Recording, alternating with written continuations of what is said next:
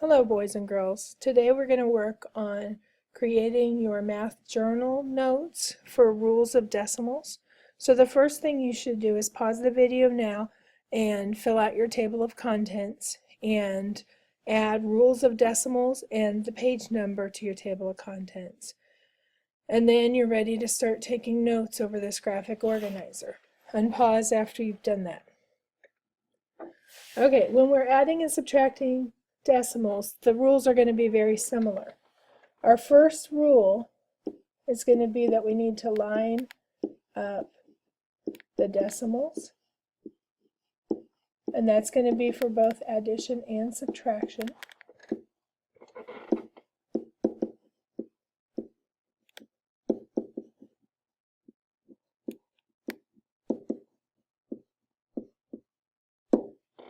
All right, after we line up our decimals, we want to add zeros if necessary.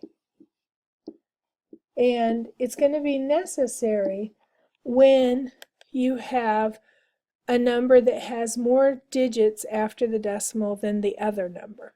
That's when you're going to want to add zeros.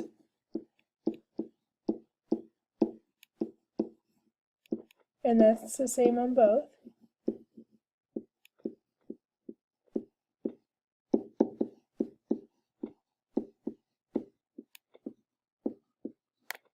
Okay, our next rule for adding is going to be add like normal, and on subtracting it's going to be subtract like normal, meaning we're going to remember that we need to regroup, we're going to carry when we add, all the skills you've been practicing for numerous years.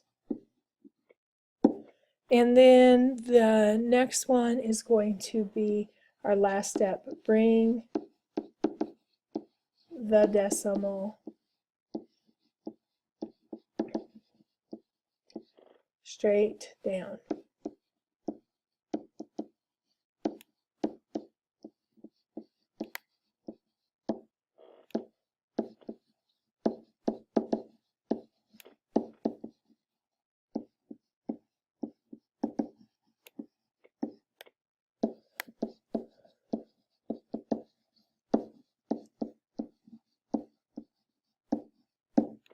Okay, at this time I'm going to write down 2 examples for you to work in your journal, and you're going to pause the video and do these 2 problems, and when you're finished you're going to unpause the video and check to see if you got the correct answer or not.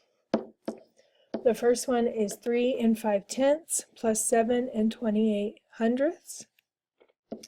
And the second example is 15 minus 3 and 218 thousandths.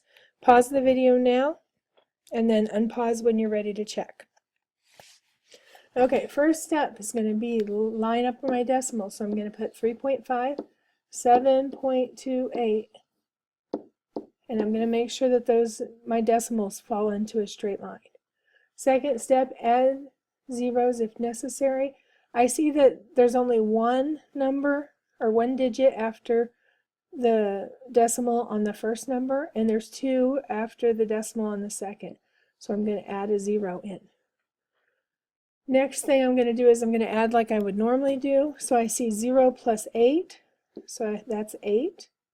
5 plus 2 is 7. 3 plus 7 is 10.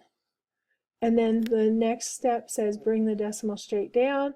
So it's going to go in a straight line, and it's going to go right there, and it's going to, my answer is going to be 10 78/100. For my example on subtraction, I've got 15, but there's no decimal. When there's no decimal, I have to remember, I have to think about like money. What if I had $15? Where would it go? And I have to remember maybe the saying that some of the 5th grade teachers did, no decimal, no fear, it's at the rear. You're going to put it behind the 15. and then minus 3, and then decimal 218. So I've got my decimals in a straight line now. I'm on the right track. Next, I'm going to add zeros, and I've got to add 3 zeros to the 15 so that it'll have the same amount after the decimal that the 3.218 did. Now I'm going to subtract like normal, so I'm going to be borrowing. And that first one becomes a 10, and then the rest of the zeros become 9s, and then the 5 becomes a 4. Now I'm ready to subtract. 10 take away 8 is 2. 9 take away 1 is 8. 9 take away 2 is 7. 4 take away 3 is 1. And then bring down the 1. And you'll notice I brought my decimal actually already down. I tend to do it as I add and subtract, but if you choose to do it at the end, that's fine as long as you don't forget it. Okay, I'm pausing my video now so I can scroll down to the next part of the screen. You should also pause if you're not done writing, and make sure you have everything down that I've got down. Okay, now we're ready to go on to the rules of multiplication. And my first rule on multiplication is that my decimals do not have to be lined up.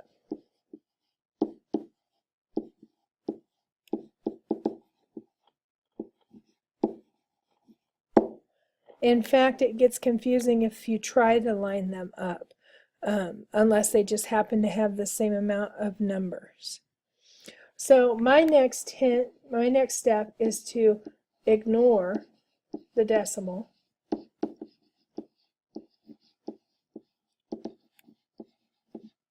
and multiply like normal.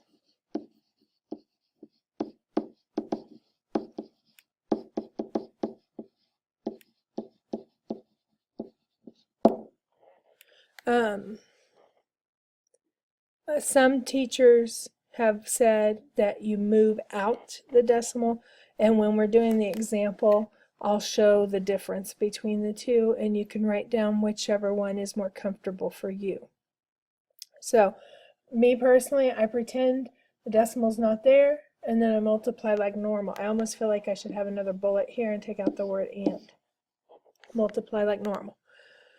All right, then the next thing I do is I count how many digits are behind the decimals,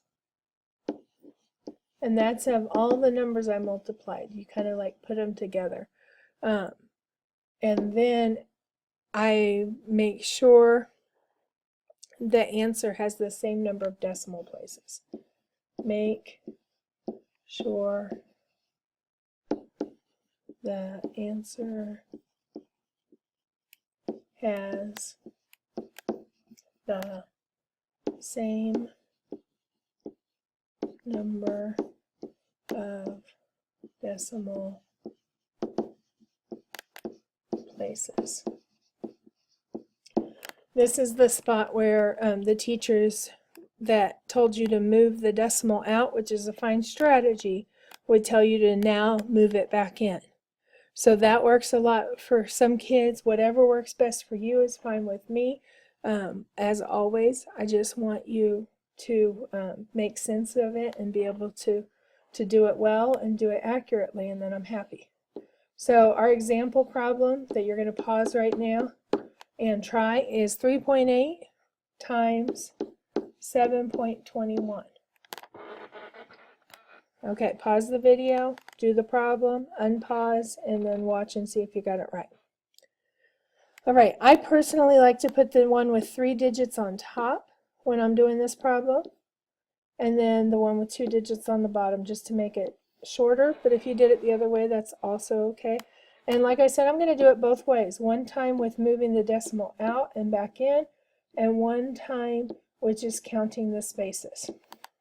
So the one on the right is the one where I'm going to move it out. So right now I've got 7.21. I move it over once, over twice. It was 2 spaces to come out.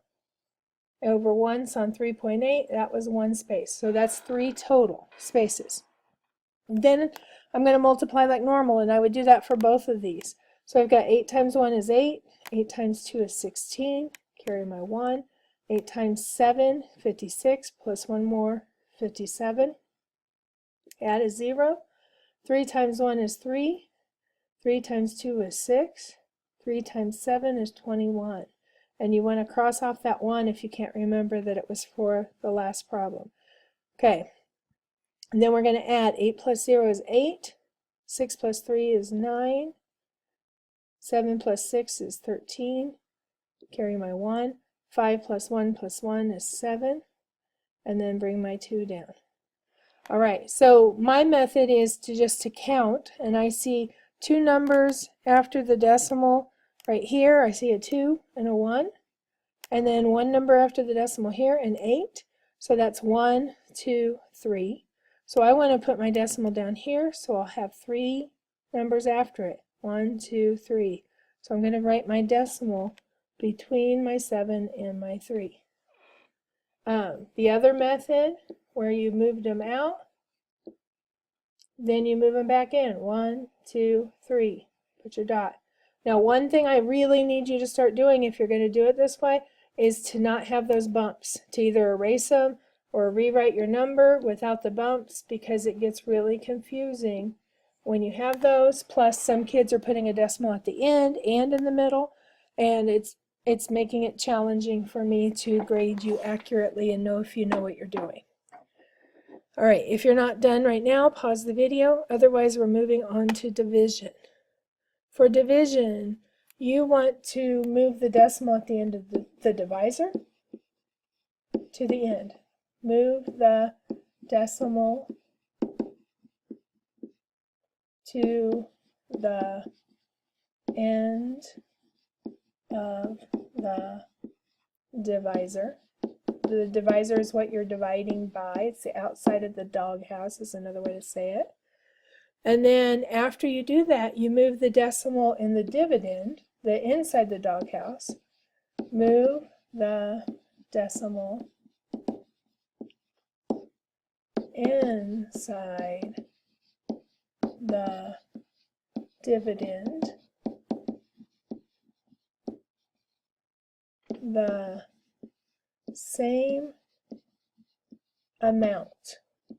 So if on step 1 you moved it 1 space, then on the inside of the doghouse you move it 1 space. If you moved it 2 spaces, then inside you move it 2 spaces. Outside was 3, inside was 3. It's the same. And then after you've moved your decimal, after moving, that's an I, the decimal, bring it straight up. And then after that, we'll just divide like normal. Divide like normal. All right, let's do the problem of 0.4 into 2.85. Pause the video here and try this problem. Okay, first step, move the decimal to the end of the divisor. So I went 1 spot. Now I'll go 1 spot on the inside. So now my decimal is going to be between my 8 and my 5, and then it comes straight up. So now I've really got the math problem. 28.5 divided by 4 will give me the same answer as this. So I'm going to do 4 goes into 28 7 times. That's 28. I subtract, I get 0. Bring down my 5. 4 goes into 5 1 time. That's 4. Subtract, I get 1. Add a 0, bring it down. 4 goes into 10 2 times. That's 8. Subtract, that's 2. Add a 0, bring it down. 4 goes into 20 5 times. 5 times 4 is 20. Subtract